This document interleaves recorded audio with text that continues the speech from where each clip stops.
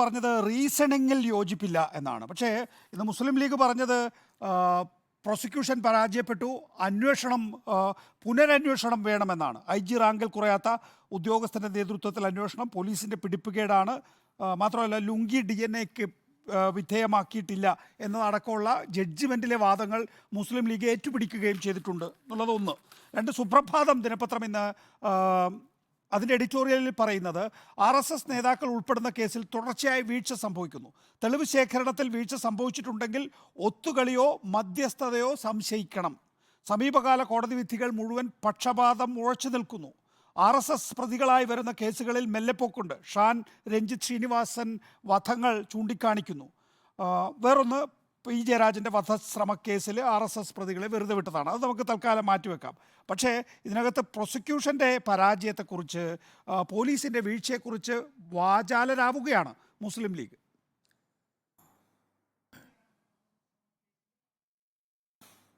ഞാനിപ്പോൾ ഷാജിത്ത് വക്കീൽ അതിൻ്റെ സ്പെഷ്യൽ പബ്ലിക് പ്രോസിക്യൂട്ടറാണ്. അദ്ദേഹമാണ് ഒരു പക്ഷേ ഇതിൻ്റെ അപ്പീൽ ഡ്രാഫ്റ്റ് ചെയ്ത് ഹൈക്കോടതിയിൽ വാദിക്കാൻ വേണ്ടിയിട്ടുള്ള കാര്യങ്ങൾ പ്രിപ്പയർ ചെയ്യേണ്ടത്. ഒരുപക്ഷെ അദ്ദേഹം തന്നെ വന്ന് വാദിക്കേണ്ടതുമാണ്. അവിടെ റേസ് ചെയ്യപ്പെട്ടേക്കാവുന്ന കണ്ടൻഷനാണ് അദ്ദേഹം ഇപ്പോൾ പറഞ്ഞ കാര്യങ്ങളൊക്കെ കോടതിയുടെ മുമ്പിൽ വരാൻ പോകുന്ന കാര്യമാണ്. ഇതെല്ലാം തെറ്റാണ് എന്ന് ഒരു മാധ്യമ വിചാരണയിലിരുന്ന് പറയാൻ ഞാൻ തയ്യാറല്ല. കാരണം ഈ മരണപ്പെട്ടു പോയ വിക്ടിമിൻ്റെ കുടുംബത്തിന് നീതി ലഭിച്ചേ മതിയാവും. ഈ വാദങ്ങളൊക്കെ കോടതിയിൽ ഉന്നയിച്ച് കേസ് ജയിക്കണം എന്നാണ് ഞങ്ങൾ ആഗ്രഹിക്കുന്നത്. അതിന് തർക്കമൊന്നുമില്ല. അതുകൊണ്ട് ലീഗൽ ആർഗ്യുമെൻസിനെ ഒന്നും അതിനോട് തടസ്സപ്പെടുത്തിയതുകൊണ്ട് നമുക്ക് മുന്നോട്ട് പോകാൻ ഞങ്ങൾ ശ്രമിക്കുന്നില്ല. അതൊക്കെ നല്ലത് തന്നെ, അങ്ങനെ വാദിച്ചവർ ജയിക്കണം. കാരണം അത് അല്ലെങ്കിൽ വല്ലാത്തൊരു അനീതിയായി പോകും ഈ രാജ്യത്ത്. ഒരു പ്രതീക്ഷയില്ലാത്ത അവസ്ഥയായി പോകും ഇവിടുത്തെ പ്രത്യേകിച്ച് ന്യൂനപക്ഷങ്ങൾക്കൊക്കെ. പക്ഷേ ഈ കേസിൽ ഇൻവെസ്റ്റിഗേഷൻ പ്രോപ്പർ അല്ല എന്ന് ആദ്യമായി പറഞ്ഞത് ഷുക്കൂർ വക്കീലാണ്. ഞാൻ പറഞ്ഞത് ഇൻവെസ്റ്റിഗേഷൻ പ്രോപ്പർ അല്ല എന്ന് 30/3/2017 മുഖ്യമന്ത്രിയെ കണ്ട് പറയുമ്പോൾ അദ്ദേഹം എടുത്ത ഒരു പ്രധാനപ്പെട്ട ഒരു വാദം എന്താണെന്ന് ചോദിച്ചാൽ, ഈ ഫൈനൽ, അതായത് നമ്മുടെ റിമാൻഡ് റിപ്പോർട്ടിൽ ഇവരുടെ RSS BJP ബന്ധത്തെ ഇന്റൻഷനലായി മറച്ചു വെച്ചു. അപ്പം അങ്ങനെ ഇന്റൻഷനലായി RSS BJP ബന്ധങ്ങളെ മറച്ചു വെക്കണമെങ്കിൽ അതെന്തുകൊണ്ടായിരിക്കും? അതിനൊരു റീസൺ വേണ്ടേ? ഞങ്ങൾ പറഞ്ഞതല്ല, മുഖ്യമന്ത്രിയും P. കരുണാകരനും ഇരിക്കുന്ന സമയത്ത് ഉന്നയിച്ച ഒരു കാണും. പിന്നെ അതുപോലെ UAP ഇട്ടിട്ടില്ല എന്ന് പറഞ്ഞു, റിമാൻഡ് റിപ്പോർട്ട് അഭാഗത്ത് പറഞ്ഞു, കൊലപാതകത്തിന്റെ പ്രേരണ അന്വേഷിച്ചിട്ടില്ല എന്ന് പറഞ്ഞു, ഗൂഢാലോചന അന്വേഷിച്ചിട്ടില്ല എന്ന് പറഞ്ഞു. ഇതൊക്കെ ഇൻവെസ്റ്റിഗേഷന്റെ ഗോൾഡൻ അവേഴ്സ്. അതായത് 20/3/2017 കൊല്ലപ്പെട്ടു റിയാസ് മൗലവി. 30/3/2017 വരെയുള്ള 10 ദിവസം. ആ 10 ദിവസം ആ ഇൻവെസ്റ്റിഗേഷൻ ഏറ്റവും ഗോൾഡൻ പീരീഡാണ്. ആ 10 ദിവസം നടത്തിയ തെറ്റുകൾ പറഞ്ഞപ്പോൾ RSS BJP ബന്ധം എടുത്തു പറഞ്ഞിട്ടില്ല. അത് മറച്ചു വെച്ചു, ഇന്റൻഷനലി മറച്ചു വെച്ചു. അത് ഉപയോഗിച്ച വാക്കുകളല്ല, മാത്രവുമല്ല പ്രതികളാക്കപ്പെട്ടവരുടെ സംഘ്പരിവാർ ബന്ധം സമർത്ഥമായി മൂടിവെക്കുവാൻ പ്രത്യേകം ശ്രദ്ധിച്ചിട്ടുണ്ട്. അവരുടെ RSS BJP ബന്ധത്തെ ഒരു പരാമർശം പോലും രേഖകളിൽ ഒരിടത്തും വരാതിരിക്കുവാൻ പോലീസ് പ്രത്യേകം ശ്രദ്ധ വെച്ചിട്ടുണ്ട് സാർ എന്നാണ് എഴുതിയിരിക്കുന്നത്. അപ്പോൾ അങ്ങനെ ഒരു ശ്രമം നടന്നിട്ടുണ്ട് എന്ന കാര്യം ആദ്യം തന്നെ ഉന്നയിക്കപ്പെട്ടു എന്നതിന് തർക്കമില്ലല്ലോ. അപ്പോൾ ആ ബന്ധത്തെക്കുറിച്ചാണ് ഞങ്ങൾ പറയുന്നത്.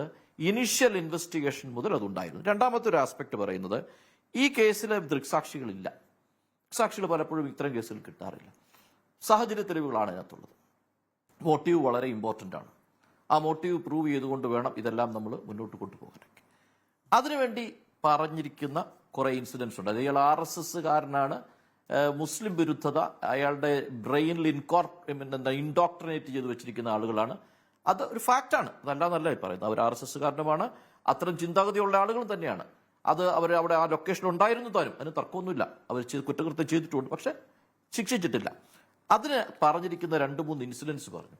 അതിലൊരു ഇൻസിഡന്റ് സംഭവിക്കുന്നത് 7/6/2016 7/6/2016 ഇവര് 2 പേര് ചേർന്നിട്ട് ഒരാളെ ആക്രമിക്കുകയാണ്, PW32നെ ആക്രമിക്കുകയാണ്. അതിനൊരു ക്രൈം 318/2016 എന്ന് പറഞ്ഞൊരു ക്രൈം രജിസ്റ്റർ ചെയ്തിരിക്കുന്നു.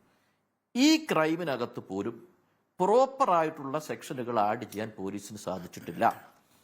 ഈ കോടതി വിധി പറയുന്ന, ഈ പറഞ്ഞ മോട്ടീവ് പറയുന്ന കൂട്ടത്തിൽ അതിലേക്ക് പോകാനുണ്ടായ കാരണം, അവിടെയും ഷുക്കൂർ വക്കീൽ ആരോപിച്ചതുപോലെ RSS BJP വിഷയത്തിൽ നടത്തുന്ന മൃദു സമീപനം ആ കേസിലും ഉണ്ടായിരുന്നു. അതായത് ഭരണത്തിൽ വന്ന് 14-ാം ദിവസം എടുത്ത ക്രൈമിൽ പോലും ആ സമീപനം ഉണ്ടായിരുന്നു. ആ സമീപനം എടുത്തത് കൊണ്ട് ഈ കേസിൽ അതിനെ ഇന്റർപ്രറ്റ് ചെയ്തിട്ടാണ് കോടതി പറഞ്ഞിരിക്കുന്നത്. കോടതി പറഞ്ഞതെല്ലാം തെറ്റ് എന്ന് വാദിക്കാനാണ് എനിക്കിഷ്ടം.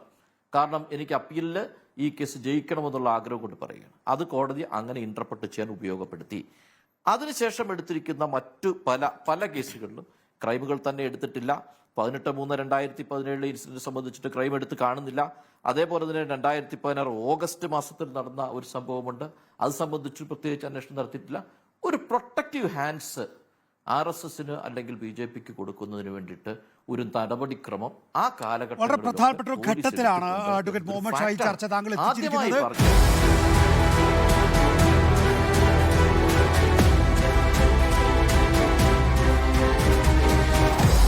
Debate with MV Nikesh Kumar.